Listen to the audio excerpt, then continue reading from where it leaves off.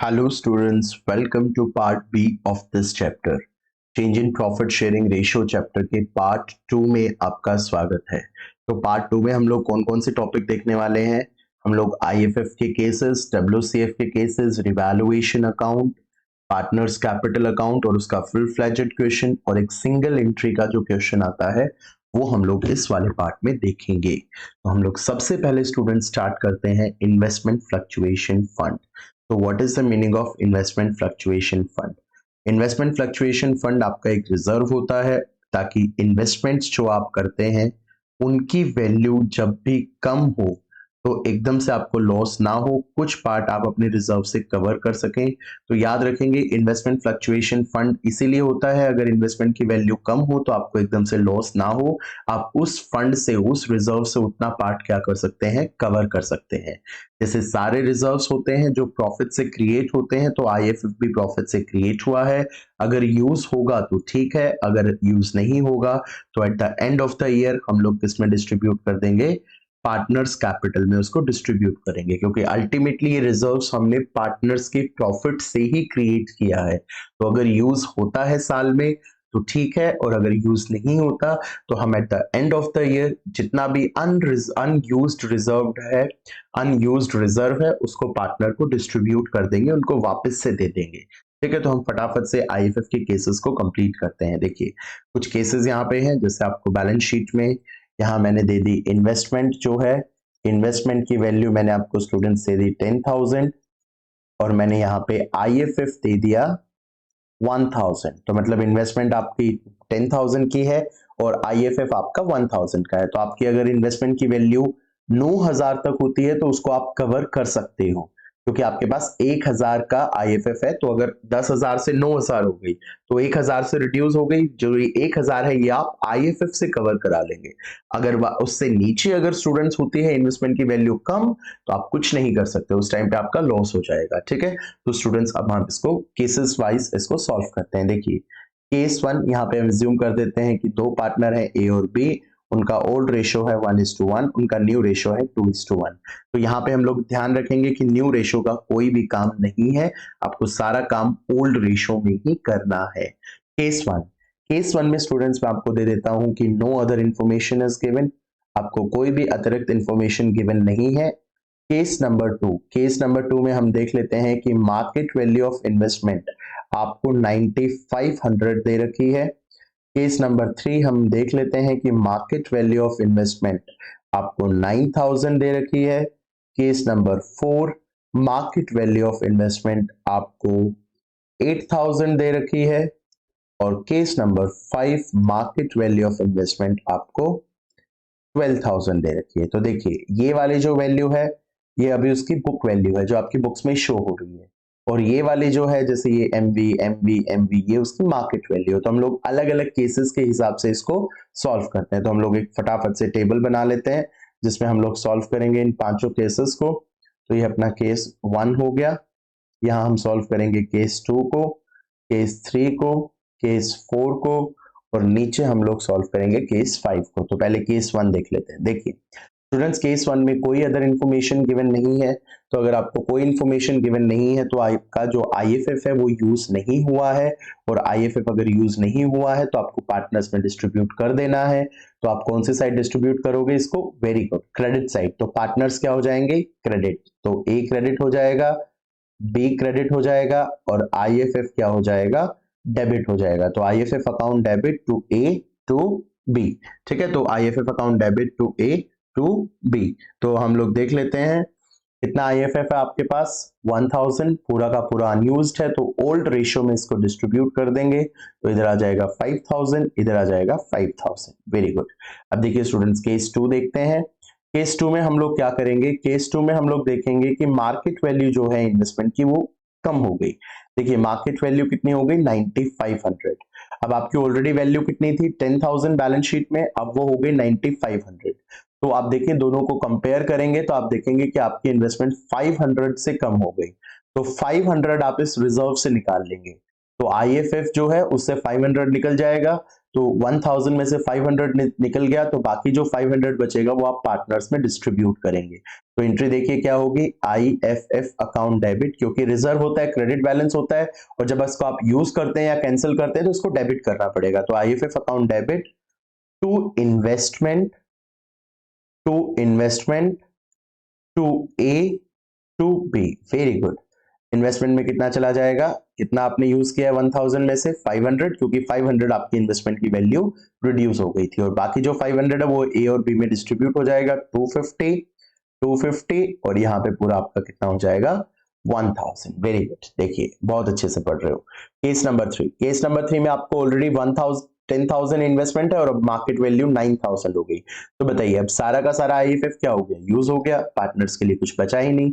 तो एंट्री क्या हो जाएगी, IFF account debit to investment. देखिए आपकी कैसे नहीं बचा, आपके पास 1000 का IFF था, आपकी जो इन्वेस्टमेंट की वैल्यू अब हो गई वो 9000 हो गई, 10,000 से 9000, तो 1000 का रिडक्शन आया, और ये 1000 का सारा रिडक्शन आपने IFF से कवर कर लिया, तो पार्टनर्स के लिए अब कुछ बचा ही नहीं, अनयूज्ड रिजर्व कुछ बचा ही नहीं, तो सारा का सारा IFF आप कहां ट्रांसफर कर दोगे, इन्वेस्टमेंट में, जो कि आपका 1000 है, पूरा का पूरा आप इन्वेस्टमेंट में ट्रांसफर कर देंगे। केस नंबर 4 में देखिए आपकी मार्केट वैल्यू 8000 हो गई, आपकी ऑलरेडी वैल्यू कितनी थी 10,000, अब वो 8000 हो गई। स्टूडेंट्स 8000 2000 से कम हो गई, तो देखिए इस केस में क्या होगा, आपकी 2000 से कम हो गई 1000 2000, 1000 तो कवरेबल है IFF से, बट बाकी जो 1000 रिडक्शन हुआ है उसको आप कवर नहीं कर सकते, क्योंकि आपके पास रिजर्व है ही नहीं कवर करने के लिए। तो उस केस में आपका रिवैल्यूएशन अकाउंट इंपैक्ट होगा, ये आपका नुकसान हो जाएगा।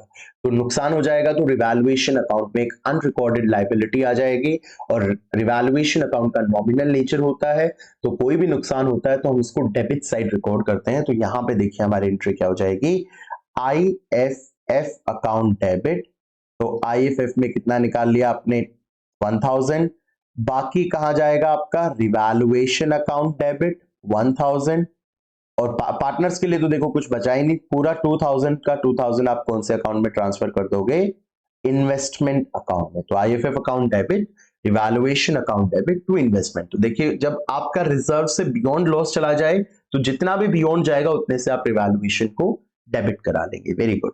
लास्ट नंबर केस नंबर 5 देखिए स्टूडेंट्स, केस नंबर 5 में आपको क्या दे रखा है कि मार्केट वैल्यू जो हो गई वो अब 12,000 हो गई। तो इस केस में तो हमारा फायदा हो गया, कुछ यूज तो होगा ही नहीं, क्योंकि पहले 10,000 इन्वेस्टमेंट थी, अब वो 12,000 की हो गई, तो हमारा अब फायदा हो गया। तो रिवैल्यूएशन में ये क्रेडिट साइड रिकॉर्ड किया जाएगा, तो पहले फायदा रिकॉर्ड कर लेंगे, investment account debit to revaluation. देखिए रिवैल्यूएशन आपका नॉमिनल नेचर होता है, तो फायदा हो गया तो क्रेडिट होगा, तो investment account debit to revaluation कितने का फायदा हुआ 2000। और अगर आपको ये चीज क्लियर नहीं हुई है तो अब अगला ही टॉपिक रिवैल्यूएशन अकाउंट है, वहां क्लियर हो जाएगी। तो ये आपने दिखा दिया इन्वेस्टमेंट टू रिवैल्यूएशन, रिवैल्यूएशन का प्रॉफिट आपको ये हो गया। फिर आपको जो ये 2000 का प्रॉफिट है ये पार्टनर्स में डिस्ट्रीब्यूट करना है, तो एंट्री हो जाएगी रिवैल्यूएशन अकाउंट डेबिट टू, कौन कौन पार्टनर थे स्टूडेंट्स एक बार देख लेते हैं, revaluation account debit to A to B। तो दो पार्टनर्स हैं, तो इस प्रॉफिट को आपने डिस्ट्रीब्यूट भी करना है टू A टू B।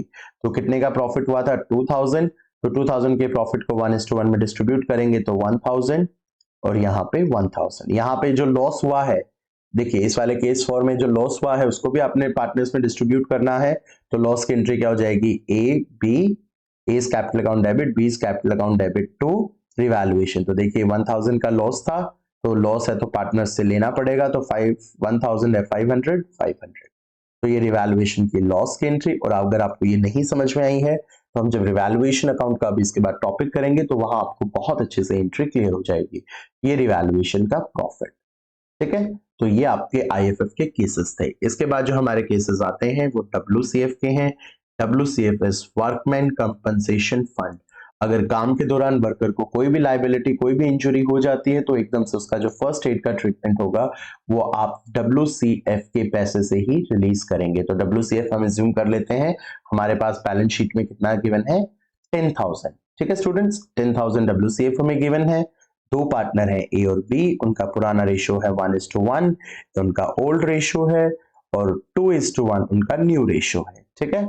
अब हमारे पास कुछ केसेस हैं। Case number 1, no other information is given, आपको कोई अतिरिक्त जानकारी नहीं दी, no other information. Case number 2, claim on WCF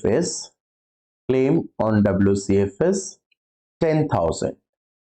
Case number 3, claim on WCF is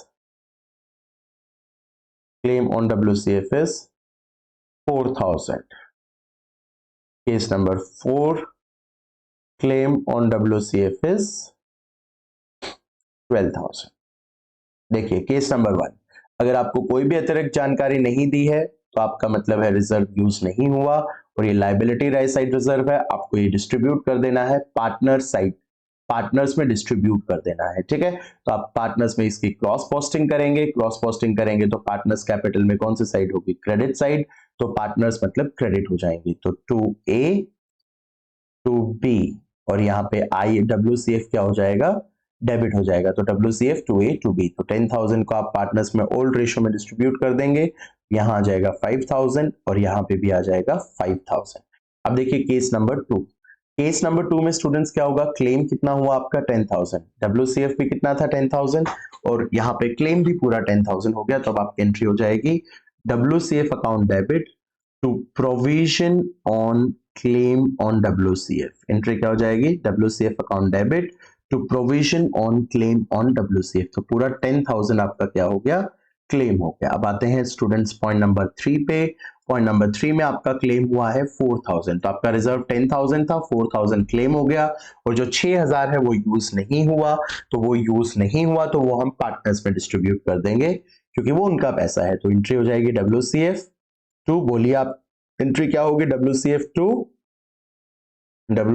2 provision on claim on WCF, short form use कर रहा हूं यहां पे ताकि क्लास लंबी ना हो, तो A capital account to B capital account, कितना WCF है 10,000, जिसमें से क्लेम कितना हो गया आपके पास 4,000 और 6,000 क्योंकि यूज नहीं हुआ है तो हम पार्टनर्स के ओल्ड रेशियो दैट इज 1:1 में बांट देंगे 6,000 को, तो A को मिलेगा 3,000, B को मिलेगा 3,000।